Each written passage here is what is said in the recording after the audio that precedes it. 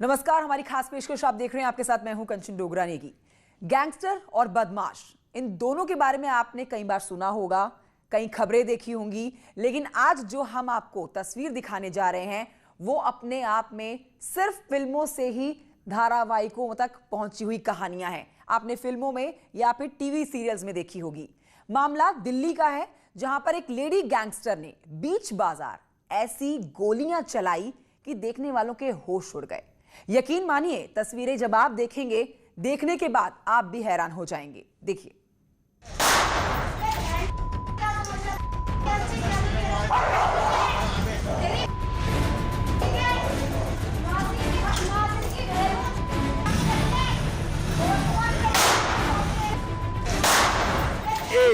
शंकर आनंद दिल्ली से इस समय लाइव मौजूद हैं। सीधे रुख करते हैं शंकर आनंद की तरफ। शंकर आनंद, ये तस्वीरें वाकई में चौंकाने वाली हैं, हैरान कर देने वाली है। एक औरत खुद को गैंगस्टर की बहन बताती है, गली मोहल्ले में खुले में गोलियां बरसा रही है। ये औरत कौन है, हथियार इसके पास कहां से आया और गैंगस्टर्स के साथ इसके क्या लिंक है?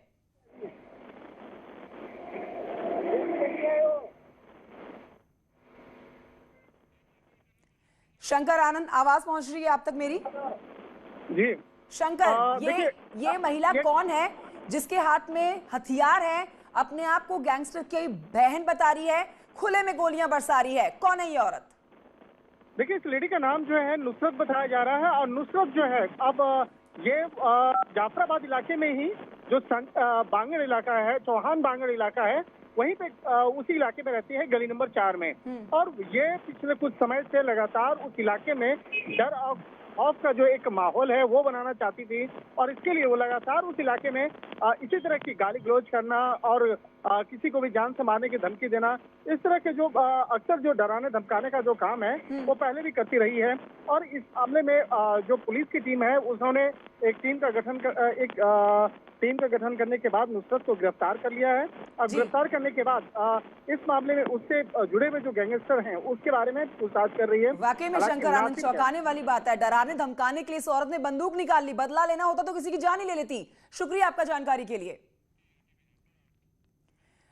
और अब आपको बताएंगे, नवंबर को दिन दहाड़े हुई 5 लाख की लूट और हत्या का पुलिस ने आज खुलासा किया। यह खुलासा इतना महत्वपूर्ण इसलिए हो जाता है क्योंकि गौरी बाजार थाना इलाके में हुई उस वारदात के बाद कानून व्यवस्था पर सवालिया निशान लगने लगे थे। क्या था ये पूरा मामला, आपको समझना होगा इस रिपोर्ट में। नाम से नहीं वाकिफ है। और घटना के समय जो है बैग लेके उस वक्त आगे लेके जब हम लोग तो गए थे, उसने ही जो है उसके हाथ से छीना तानी में गोली चल गई। उसके बाद हम गाड़ी स्टार्ट करके बैठे थे, लेके उसको हम लेके फरार हो गए थे। खैर, पुलिस ने खुलासा करते हुए 5 शातिर बदमाशों को अरेस्ट कर लिया है। पुलिस ने लूटी गई रकम भी बरामद की है। साथ ही इन बदमाशों के पास से कई अवैध असलहे भी बरामद हुए हैं। दिनांक 18 नवंबर को जन सुविधा केंद्र के संचालक जो गौरी बाजार से बकरा की तरफ जा रहे थे, उनकी रास्ते में एक मोटरसाइकिल पर सवार 2 अभियुक्तों द्वारा उनका बैग छीनने का प्रयास किया गया। बैग में 5,40,000 रुपये थे। छीना झपटी में अभियुक्तों ने उस व्यक्ति को गोली मार दिया था, जिसकी बाद में जिला अस्पताल में मृत्यु हो गई थी। इस घटना का पुलिस ने सफल अनावरण किया है और इसमें 5,18,000 रुपये बरामद हो गए हैं। बैंक की वही नोटें बरामद हुई हैं जिस डिनोमिनेशन की नोट्स बैंक ने दिया था। इसके अलावा मृतक की पासबुक, उसके हाई स्कूल की मार्कशीट और जन सेवा केंद्र से संबंधित उसके कागजात भी जो उसके बैग में थे। तो ये खबर आपको बता रहे हैं, दिन दहाड़े हुई थी लूट और हत्या, जिस पर अब एक बड़ा खुलासा कर दिया गया है। ये खुलासा बहुत महत्वपूर्ण होता है क्योंकि प्रशासन, पुलिस के ऊपर कई गंभीर सवाल इस पूरे मामले में उठे थे। नवंबर की ये वारदात है, दिन दहाड़े हुई थी लूट, 5 लाख रुपए की लूट हुई थी और हत्या हुई थी। इस बीमारी में कोई भी लज्जा की बात नहीं है, कोई हीन भावना की बात नहीं है। इस बीमारी में यही समझदारी है कि हम जो बचाव के तरीके हैं उनका उपयोग करके हम संक्रमण से बचे रहें। और अगर उसके बावजूद भी अगर कभी आप काम धाम कर रहे हैं और आपको ऐसा लगे कि कोई लक्षण आ गए हैं, तो तत्काल अपनी जांच करवाएं। जांच की व्यवस्था और इलाज की व्यवस्था सरकार के द्वारा उत्तर प्रदेश में बिल्कुल निःशुल्क है, चाहे उसमें कितनी भी महंगी दवाओं का इस्तेमाल क्यों न करना पड़े। तो इसलिए कोई संकोच न करिए, तत्काल जांच करवाइए और अगर किसी दूसरे व्यक्ति में लक्षण आए हैं तो उन्हें भी मदद कीजिए, उनकी भी जांच करवाने में मदद कीजिए। किसी प्रकार की शंका हो तो हमारे हेल्पलाइन नंबर 1800 180 5145 पर फोन करके सलाह प्राप्त करिए।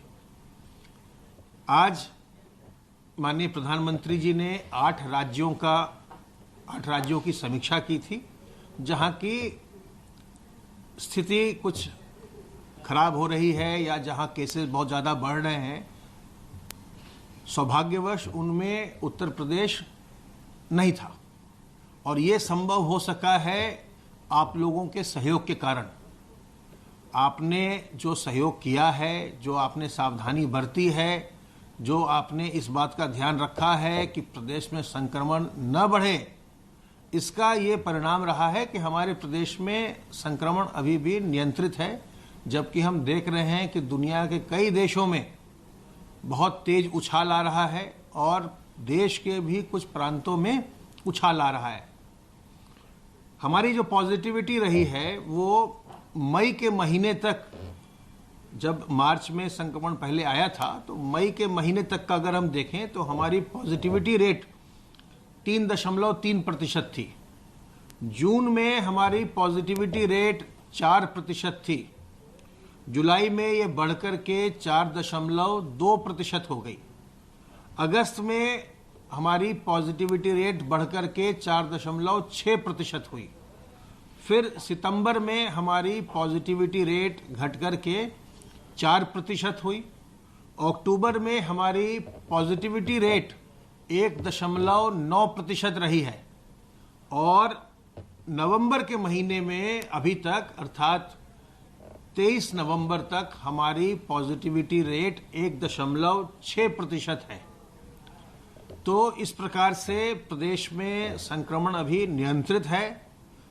ओवरऑल अगर हम देखें, आज तक की अगर हम पॉजिटिविटी देखें तो प्रदेश का आज तक का जो हिसाब किताब बनता है, हमारी पॉजिटिविटी रेट 3.2% है। तो ये संभव हो सका है लोगों के सावधान रहने से, सतर्क रहने से, लोगों के द्वारा जो इसके कोविड के अनुरूप व्यवहार है, जिसमें कि अपने हाथ को साबुन पानी से बार बार साफ करते रहना, अपने मुंह और नाक को सार्वजनिक स्थलों पर ढककर रखना, मास्क से हम ढकें, रुमाल से ढकें, गमछे से ढकें, दुपट्टे से ढकें, अपने मुंह और नाक को ढककर रखना और लोगों से 2 गज की दूरी बरकरार रखना।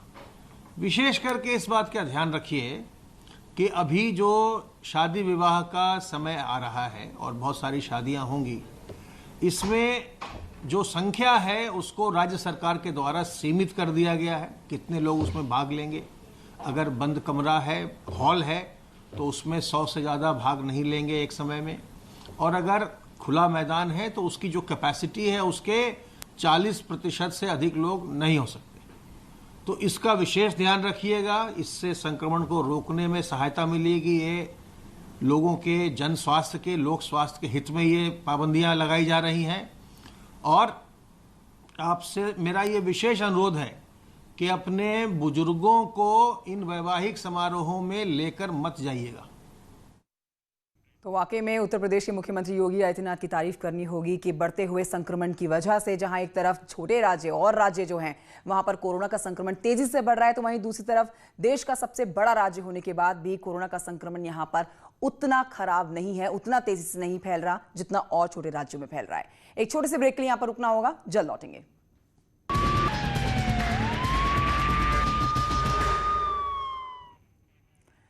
Welcome back. आगे बढ़ते हुए आपको ब्रेक के बाद बता देते हैं इस समय की एक बड़ी अपडेट। थोड़ी ही देर में योगी कैबिनेट की एक बड़ी बैठक होने वाली है। शाम के 4:30 बजे का समय है जब कैबिनेट की बैठक होगी। लव जिहाद कानून पर मोहर लगेगी। योगी सरकार बना रही है कानून और गृह विभाग, न्याय विभाग से मंजूरी मिल चुकी है। शादी के लिए धर्म बदलने पर होगी कार्रवाई। ये अब से कुछ ही देर के बाद साफ हो जाएगा। पहचान छिपाई तो अब जेल जाना पड़ेगा। जेल जाओगे भाई।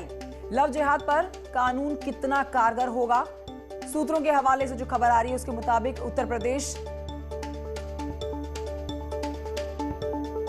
विधि विरुद्ध प्रतिषेध अध्यादेश 2020 हो सकता है लव जिहाद कानून का नाम। तो थोड़ी ही देर का समय है जिसके बाद ये बैठक होगी और मुख्यमंत्री योगी आदित्यनाथ इस कैबिनेट में बैठक में शामिल रहेंगे। 4:30 बजे का समय है जब कैबिनेट की बैठक होने वाली है। लव जिहाद कानून पर मोहर लगने वाली है। अजीत मेरे सहयोगी और जानकारी के साथ लाइव मौजूद हैं। अजीत, थोड़ा ही समय रह गया है, 4:30 बजे का समय है जब ये बैठक शुरू हो जाएगी।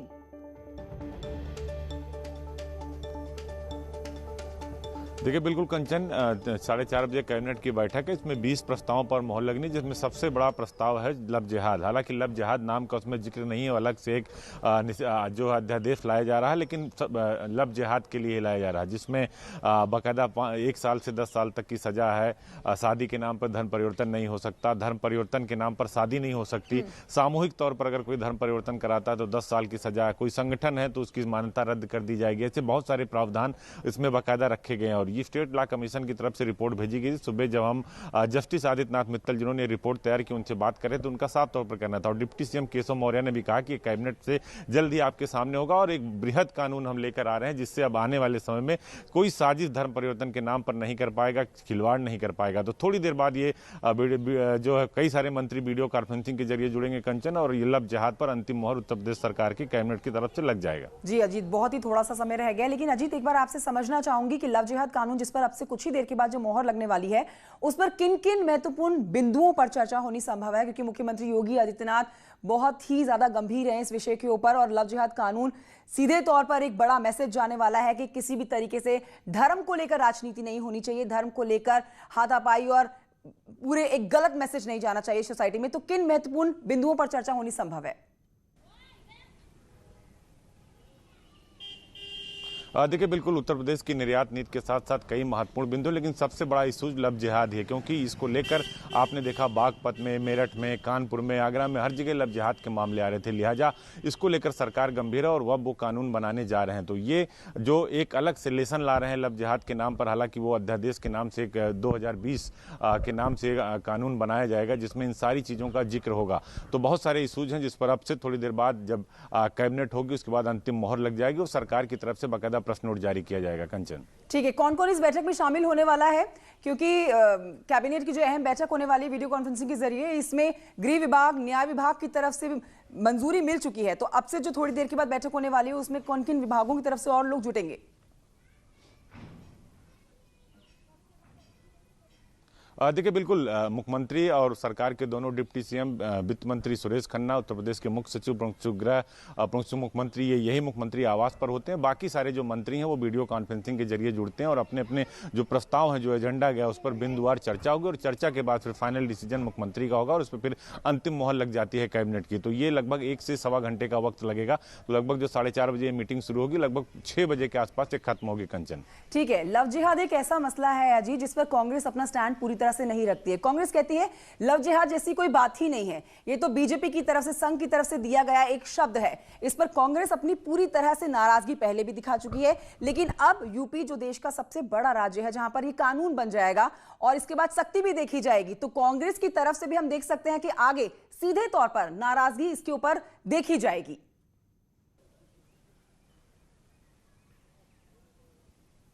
देखिए बिल्कुल विपक्ष लगातार सरकार पर सवाल खड़े कर रहा है और वो कहता है कि लव जिहाद के नाम पर राजनीति हो रही है। धर्म परिवर्तन की बात हमेशा लव जिहाद के तौर पर बीजेपी करती है, जबकि विकास की बात नहीं करती। लेकिन सरकार का साफ तौर पर कहना है कि जिन बालिकाओं को नाम छुपाकर, तथ्य छुपाकर, पहचान छुपाकर उनसे बरगला कर शादी की जाती है, यौन शोषण किया जाता है और 2 साल बाद उन्हें निकाल दिया जाता है, फिर वो थाने से लेकर कलेक्टर के घर तक दर दर चक्कर लगाती हैं। तो उनके लिए कानून है और बहुत बार गाजियाबाद में आपने देखा कि 250 लोगों का धर्म परिवर्तन एक साथ कराया गया। तो उसके लिए एक बृहद और बड़ा कानून अध्यादेश पारित कर रही उत्तर प्रदेश की सरकार, जिस तरह नागरिकता संशोधन कानून में किया था प्राइवेट पब्लिक प्रॉपर्टी अध्यादेश, जिसके तहत बड़े बड़े माफियाओं, बड़े बड़े उपद्रवियों की संपत्तियां कुर्क की जा रही कंचन। तो सरकार बिल्कुल बैकफुट पर नहीं, सरकार का कहना है कि हम कानून लाएंगे और उन महिलाओं को न्याय दिलाएंगे जो दर दर भटकती हैं और उन्हें तथ्य छुपाकर, पहचान छुपाकर पहले उनका शोषण किया जाता है। और खासकर अजीत, अगर इस कोरोना काल की बात की जाए तो कोरोना काल में हम योगी सरकार के काम की अगर बात करें तो बहुत ही ज्यादा तारीफ करने वाले उनके सारे काम रहे हैं। उपलब्धि मानी जाएगी इसको भी, इस कोरोना काल में योगी सरकार की, कि एक तरफ कोरोना काल लेकिन दूसरी तरफ योगी सरकार हर मोर्चे पर सुपर एक्टिव।